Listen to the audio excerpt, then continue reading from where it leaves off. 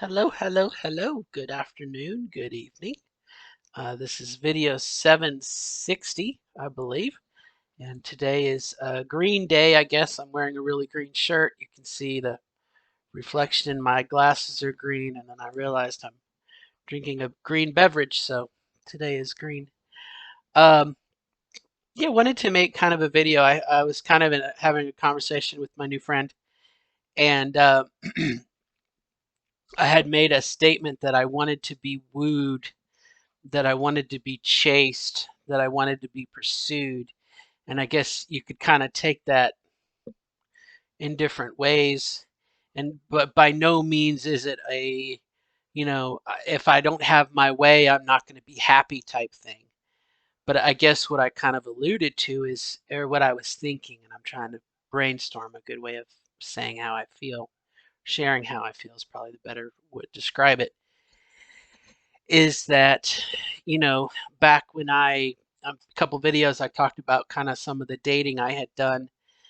Um, you know, I pursued when I was enthralled with someone, when I was just overwhelmed with affection or whatnot for a person, for a girl. It was maybe unhealthily. I might rethink this now. Maybe I'm coming at this the wrong way. Uh, you know, I wanted to be part of their life. I wanted them to be part of my life. I wanted to, you know, I was there if they needed me. If they texted me, or if they, well, back then there wasn't texting. If they messaged, well, there wasn't messaging either. If they sent me a piece of, a stone tablet, and they sent it in the mail, and I got it, I would immediately. There was email. There was email back when I dated last time. Um, I would write them back. And not that I was hinged upon there. It really sounds kind of, maybe I was in the wrong now that I think about it. But it's like I wanted to develop the relationship. I wanted to. It was like an active, I pursued it. It was, and then kind of when I talk about the chase, they say a boy chases a girl till she catches him, kind of that pursuit. And I guess it's kind of stereotypical, and it's probably definitely very binary, and a little gender assumptions, old, you know, the way that I was raised. Um, the norms at the time, the guy pursued the girl. And that obviously changed as time went on. And hi guys. Probably nowadays you wouldn't think about that. Would be the girl or the guy, and that's probably the way it should be. And as we move to a non-binary system or whatnot, that's kind of the way it should be. But and I kind of said this before, and I don't mean to be offensive to anyone, but from my how I live my life for me, how I interact with this world, is very binary. I will respect other people's things, but when someone looks at me, I want to be treated as a woman. I want to the assumption to be that I'm a woman. Uh, Maybe you can look at me today.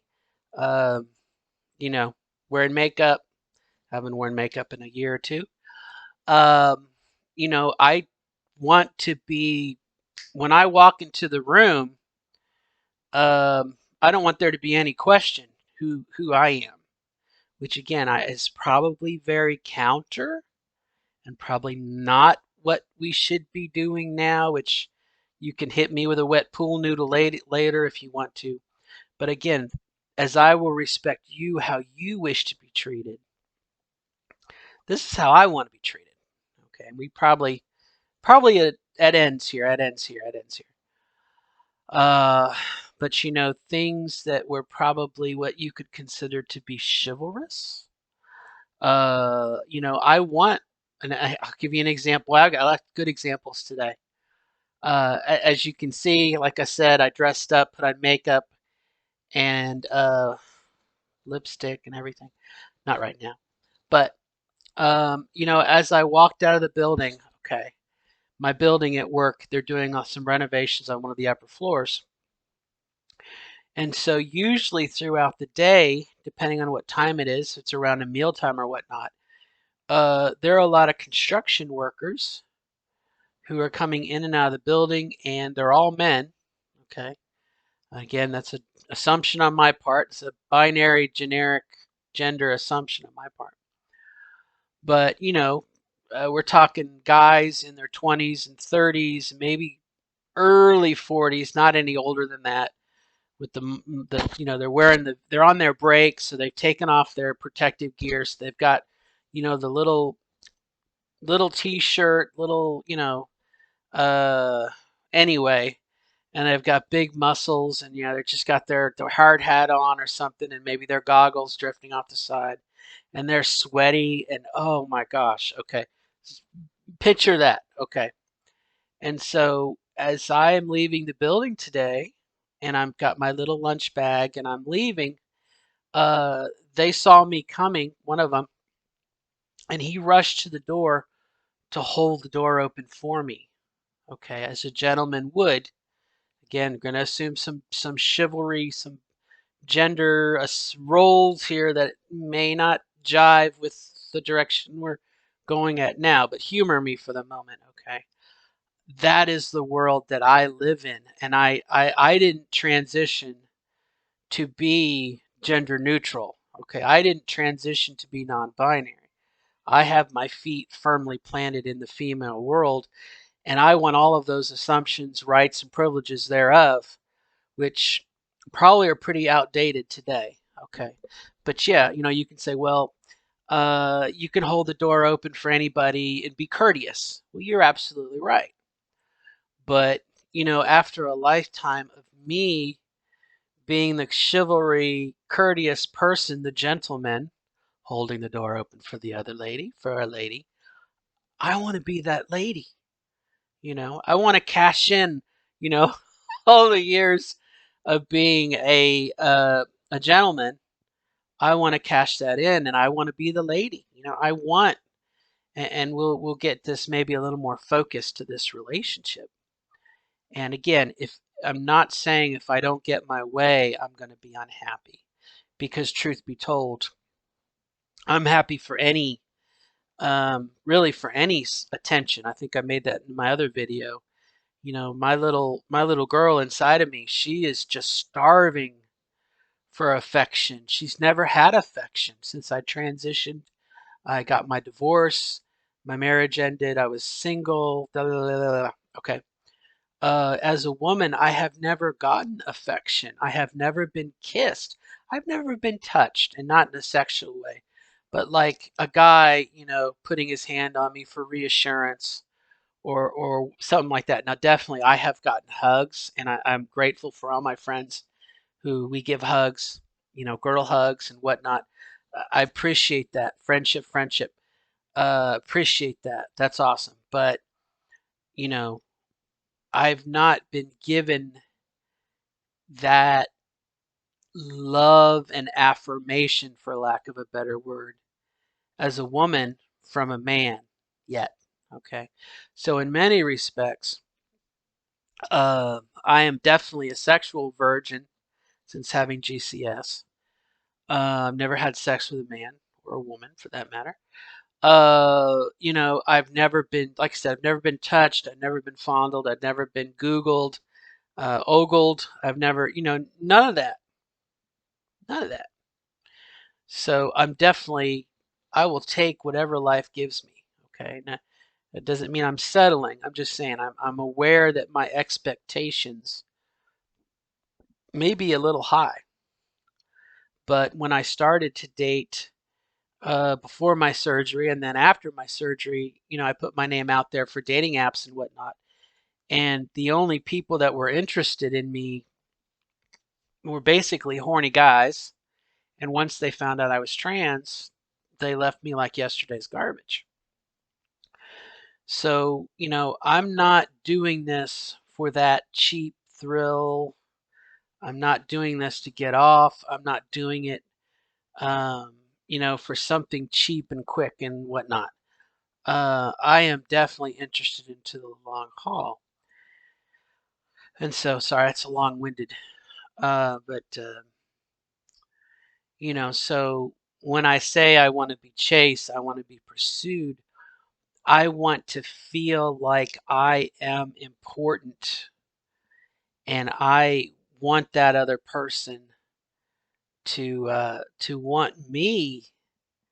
They want, as I want to be there for them, and when they need me, I want them to be there for me when I need them. You know, and maybe there is a little bit of a checklist here of things that I would like, qualities that I would like, that probably in this case, that's part of the relationship process when you date someone, is you kind of, you've made the initial handshake, hi, how are you? It's nice to meet you. And, part of the fun of that relationship, the courting, that's kind of, you begin to do things, and you find out if the other person is right for you and if you're right for them. It's not just a matter of if they're right for you, you've got to be right for them. And so again, this isn't, I'm not trying to come up with a list of requirements that if these things are not met, I won't be happy. Maybe there's a bit of a, kind of what I'm looking for. And, um, you know, so that's kind of what got me here. And then, I thought a little bit about what it's like for a trans woman to be dating a trans man. Um, you know, I understand. I have firsthand knowledge of the male libido. Okay.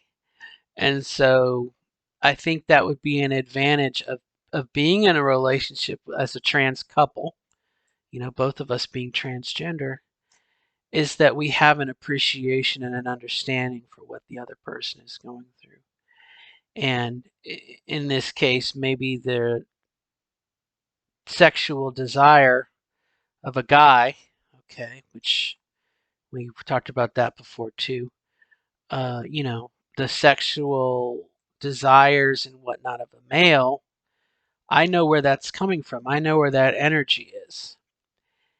And so, I can understand it, whereas a cis woman wouldn't, you know. And maybe if I was on estrogen, and I'm just drawing at straws here, I made mention that estrogen lowers my walls, okay, and kind of lets the inner person out.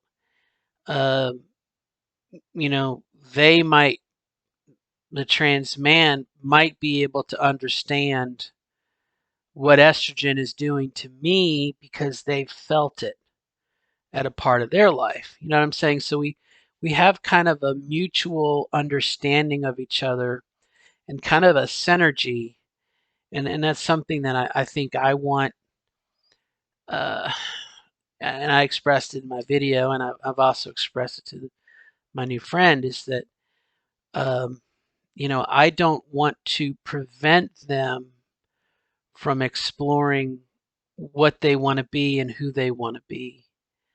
As they are changing, their tastes might change, their interests might change. They may decide to become a professional bodybuilder and move to California or somewhere. They want to be a lumberjack. They're going to move up to Oregon and cut down trees. I mean, I don't want to be a hindrance for them pursuing whatever interests they want to do. Kind of in the same way, I think if I was a little younger and I was transitioning, that would be, definitely have the freedom to kind of figure out what they want. And so I think that's kind of important. But also the other thing is kind of the understanding that, kind of where I'm coming from, where I've not been in a relationship as a woman with a man. Okay. I've never had sex, obviously, but I mean, I have never been in this role, the woman with a man.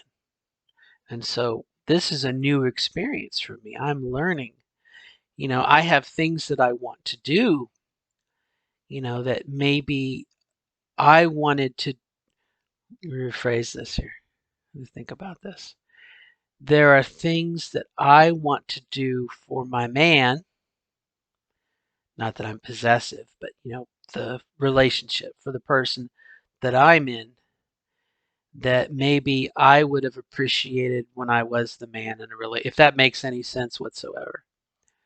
For example, okay, as a woman, um, when my man comes home, and again, not like I'm being possessive, I own them, but when my man comes home, I'm gonna sit down with him and offer him a cup of coffee or offer him a drink, a can of Mountain Dew, a glass of tea, and I'm gonna see to his needs.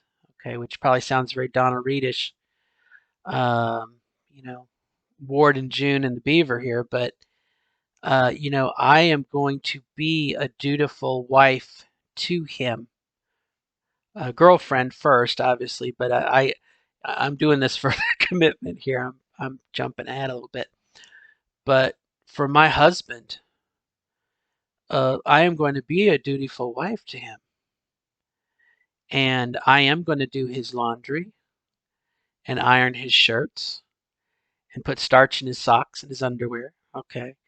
I am going to cook food. I am going to rub his neck and his head and his hands. If you use a computer, obviously you're watching one now, maybe. You know what it's like to have a mouse hand. Your hand gets, the muscles in here. I'm going to massage his hand. I'm going to do everything I can to lighten his burden. Okay. And that's, again, it's a very gender stereotypical thing. In the same way that I hope he does for me, and I can't really think off the top of my head what he would do for me. Um, um, well, I don't want to say fix my car if it's broken. Take care of himself, obviously, but maybe be aware of my needs, be aware of my emotional needs, and maybe when we're sitting on the couch at night, or whenever, and we're watching a movie, I want him to pull me close and hold me and let me put my head on his chest, and maybe he'll pat my head and massage my neck. Which again, it doesn't necessarily have to be male, female, but these are the roles that I was programmed with, probably in error, and is how we're trying to move away from today. Okay, but that's my operating system. That's what I want. Okay. And again, if my husband here doesn't do that, I'm not saying I'm not going to be upset, or I'm not saying I'm going to be upset, but those are the type of things that I want, you know? I want that. I want that. I want that. And, probably there's a bit of reality here as far as, why women read romance novels. Okay, they stay married to someone who's kind of mediocre for years, and they're kind of happy, and they live and they die, and that's it. And they get that romance from a romance novel, or something, which is kind of more sexual, but um, that's kind of what I'm looking for. And It kind of the mental image to me is somewhat of a puzzle that's missing a piece, and that's a piece of my life that I have not had yet.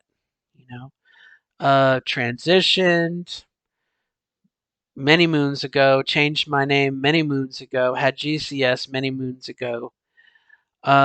Yes, I need to lose some weight, but you know what I mean. Like I've done the makeup, I've done the dressing, I've done the shoes, I've done the, all the things. This damn thing here.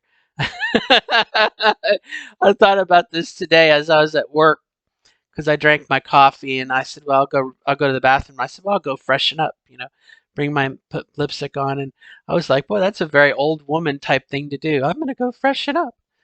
Um, but this is an area of my life that I have not experienced yet. And I wonder maybe if one of the reasons why I kind of left the support group that I was in was that because my needs were not being met. This puzzle piece, okay, I was not going to find in that support group. So there's only so many hours in the day. I needed to go out and do something else. Whether it be take a cooking class or, usually life happens to you while you're doing something else. Take a class, go grocery shop. You're getting involved in a hobby. That's how you're going to meet a guy or girl if that's what you're into. Uh, and then I'll finish on. I'm kind of wrapping up here. Um, Back to the idea of the trans couple, and I can kind of see in the back of my head somebody saying, "Oh, Robin, your expectations are just so wrong. That's not the way married couples are." Well, my parents, absolutely. Okay. But maybe this is a lofty goal, the pursuit. A lot of our romance novels or the movies, The Notebook. Here's the old man who visits his old woman wife in the hospital just for to be with her. That romance, that ah, that's kind of maybe what I'm driving for. But what I was going to say was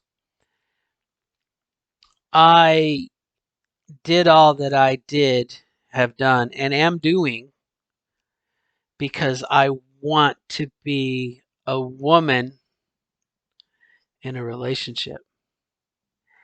And maybe what I'm hoping or what I'm looking for is, in this case with a trans man, I'm looking for him to want to be a man, which sounds like duh. Well, he's a trans man, but no, I want him to want to be a man.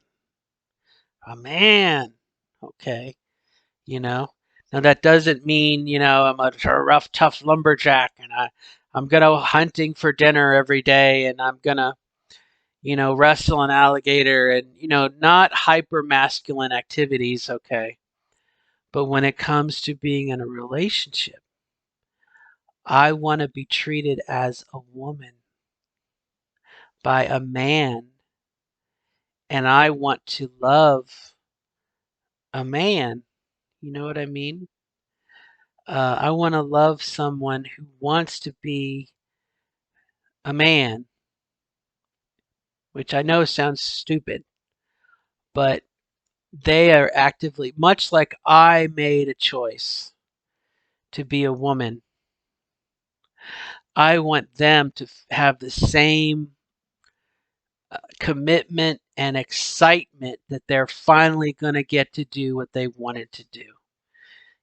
I want them to be excited that they're going to shave and to experience, kind of what it's like to, oh, well, oh, here's a kitty. Might block the view. Okay, we didn't stop the recording, so I'm going to keep talking. I want him to be excited about, I got to change my razor blade, and um, Robin, are you using my beard shaves to shave your legs. I want him to be, you know, not like a diamond commercial, De Beers or whatnot. Not that kind of crap. But, again, I want him to hold my chair out for me. Be a gentleman, I guess. And I kind of made the analogy, I'm looking for my knight. I'm looking for a scoundrel. I'm looking for a prince. I'm looking, these are all archetypes.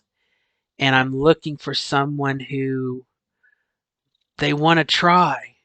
They want to they want to go camping, and they're going to go cut the wood because that's what guys do. And I realize there's physical limitations, and that's not, you know what I mean? It's just it's a very visceral type thing. And maybe we are playing into stereotypes or tropes. I don't know, but uh as much as, as I grow older, I want to be the old woman in her nightgown, reading a book and having a cup of coffee and petting a kitty cat, and my husband is next to me doing something else, and we get to be together. I want to have that couple thing. Like I said, it doesn't have to be hyper feminine for me and hyper masculine for them.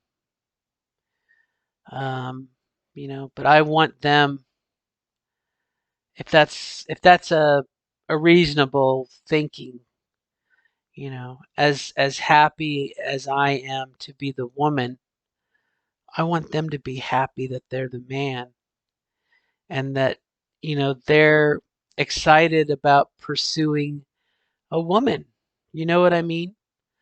Um, so anyway, I'm repeating myself, and I don't mean to, but that's my uh, that's my thoughts. That's my thoughts. I'm not sure how I'll go about talking about it, but I think it's, yeah.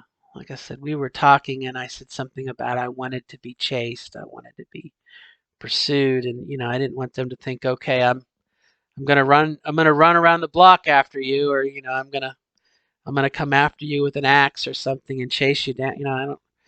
I'm being silly now, but I wanted to elaborate and kind of think this through. So that's kind of where we're at. It's fun, um, just fun, and again, I think some of that is romance. And if you're like me, you never had it. You know, you never had it. You never had it. It. I remember back when one more quick story. I was in ROTC, and I can't think of the name of it, but it's kind of like a social gathering, like a ball, or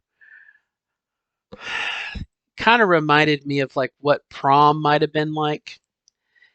And I had in the Air Force, had my dress uniform, and and then the date that I asked, I got her a corsage. She wore a beautiful blue dress, and we went there. We hobnobbed. We talked with the captain and the major, and it was a social event. Okay, and there was a dinner and awards and whatnot. It was just kind of a dress up occasion, formal occasion, I guess. And as I sat there, and um, I